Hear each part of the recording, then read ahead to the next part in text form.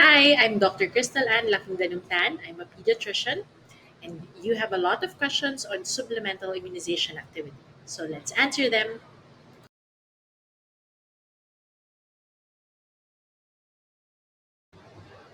Ang Chikiting Ligtas o supplemental immunization activity ay dagdag bakuna laban sa polio, rubella at tigdas na bigay ng DOH. This is intended as a complement to the routine immunization na binibigay sa center o sa clinic.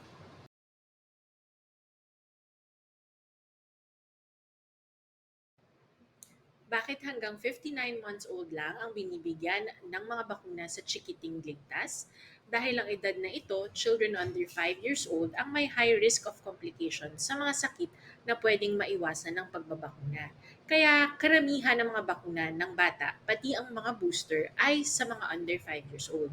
Pwede pa rin naman mabakunahan pag 5 years old pataas na, pero ito ay sa inyong doktor na.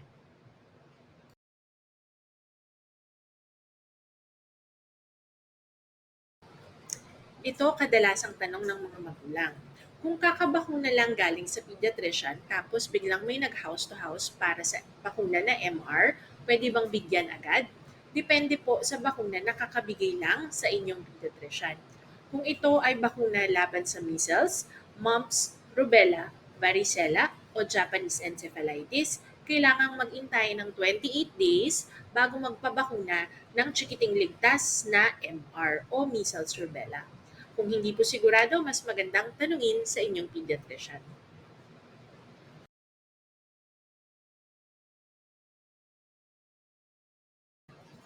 Paano naman kung nakadalawang bakuna na ng MMR galing sa health center or sa inyong doktor?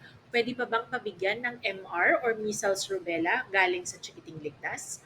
Opo, pwede dahil ito po ay dagdag bakuna o booster laban sa measles at rubella.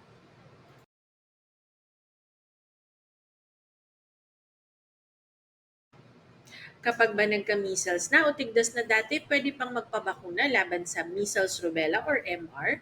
Yes, pwede pa po. Dahil hindi rin naman tayo ganun kasigurado kung ang naging sakit dati ay measles pa talaga. At para masigurado ito, kailangan pa ng blood test. Kaya mas maganda po magpabakuna na ng MR para dagdag protection pa rin para sa inyong anak.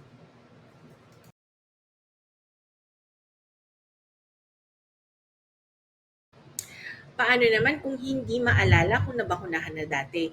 At kung babakunahan ba uli ngayon, may overdose ba? No, wala po. Kung hindi maalala o walang patunay na nabakunahan na dati, mas mainam pa rin po na mabigyan ng bakuna para maprotektahan pa rin ang inyong anak laban sa measles at rubella.